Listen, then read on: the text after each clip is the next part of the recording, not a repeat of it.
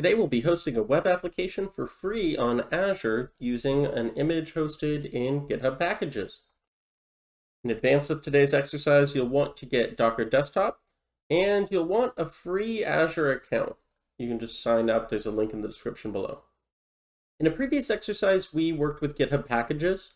That image is currently publicly hosted on the board tweak user profile. So if you want, you can leverage this for today's exercise. Otherwise, if you followed along with that and created your own image, you can leverage that. Just make sure it's publicly accessible. We won't be doing the private repo hosting in this exercise. Navigate to portal.azure.com and you'll log in with your credentials for your new free account. On the top, you can search for resource groups, or if you see it here, resource groups, that's great. We'll click that, and then in here, we're going to create a new resource group for today. Now, a resource group is really just an organizational unit. It allows you to clean up all things related to a specific sort of a task, or in this case, just all of our web API stuff for what we're playing with today. But we'll name it. There's a few naming conventions that are out there that you can follow if you'd like. I'm going to use RG resource group dash and the name of whatever the thing is that I'm playing with, which in this case is our non-zero web API. And so we'll reuse non-zero web API a lot, and RG or whatever is going to be the prepend of what the resource type is. Then we'll click review and create, and create. All right, now on the resource group browse screen, that's this right here, we'll click our new resource group, RG non-zero web API. And then within this experience, the specific resource group, we're going to create a resource, and that should automatically assign it to us. We want to create a web app. So we're going to search for web app. You'll note it is in my recently used, so I'm just going to find it immediately. If you go into that, you'll see it shows up like so. You can just click that guy, and we'll begin creating one. First thing to notice, subscription resource group, those were provided for us because we selected to create the resource, the web app, through the resource group itself. Next, we need to create a name. I'll do app-non-zero web API. And this actually turns out to also be our URL, so it's checking uniqueness because it'll be app non-zero web API, azurewebsites.net. Next step, we're going to select Docker container.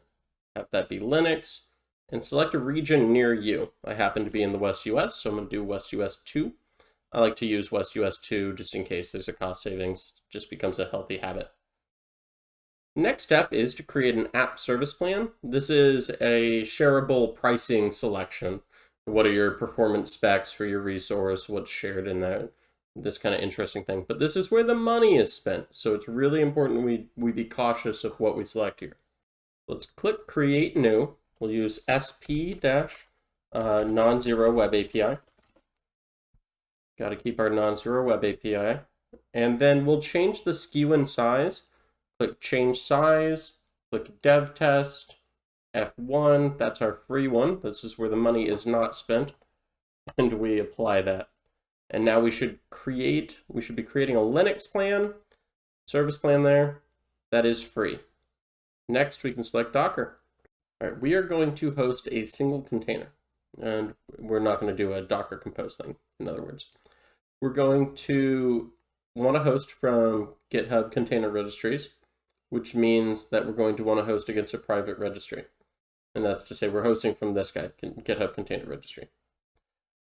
So to do that, we have to do something a little quirky.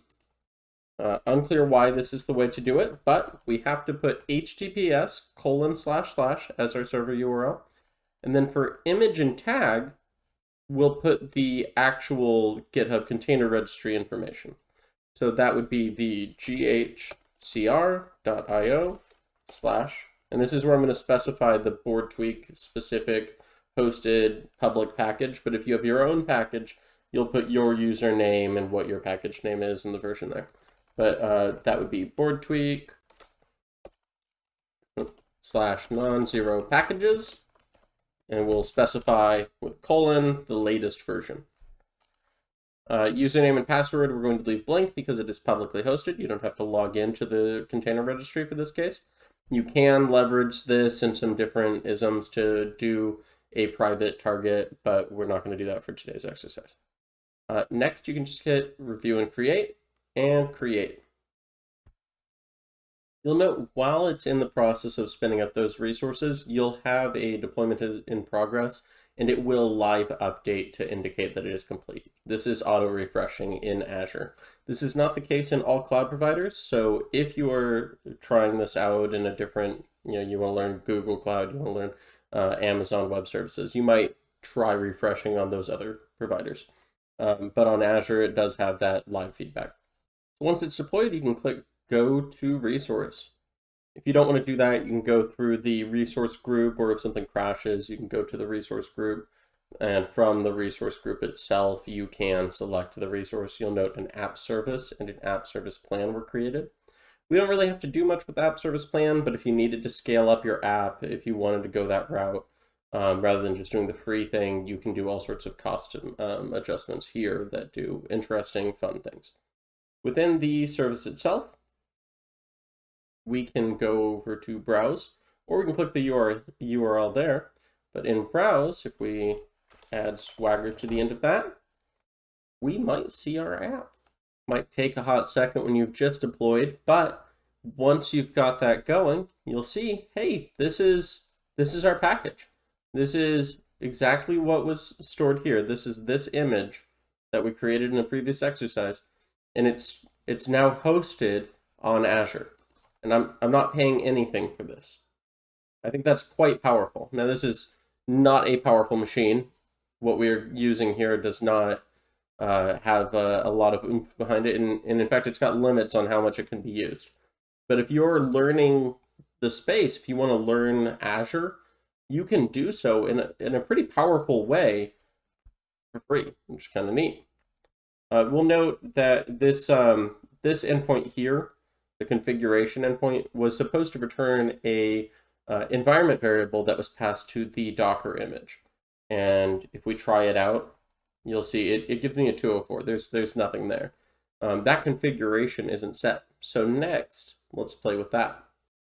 Back in the portal, Azure portal here, if we go to configuration in the sidebar here, settings configuration, you can go into this screen and you can see all sorts of fun things get auto-populated about the Docker registry. Don't touch those. But in here, we can create a new application setting. And we will, if we remember correctly, that image had non-zero value. All caps, non-zero value. That was the environment variable that is effectively served up on that configuration endpoint.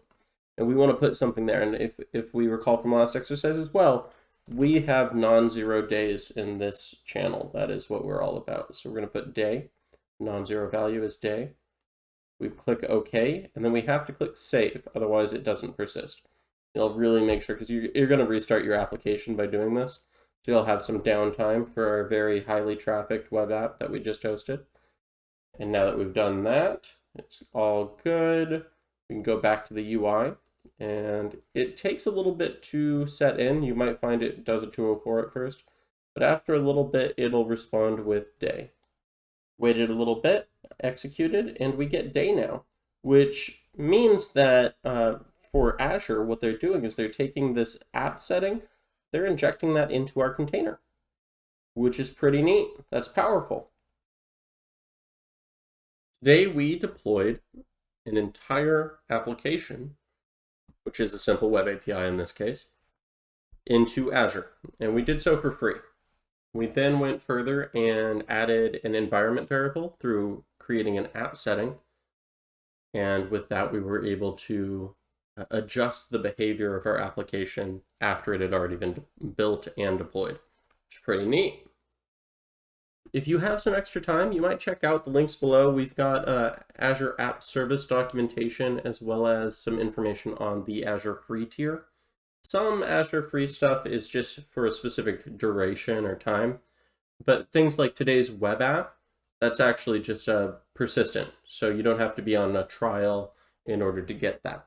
And so if you follow that link, you can learn more about that, which is pretty cool. If you don't have that extra time, well, congrats on a non-zero day.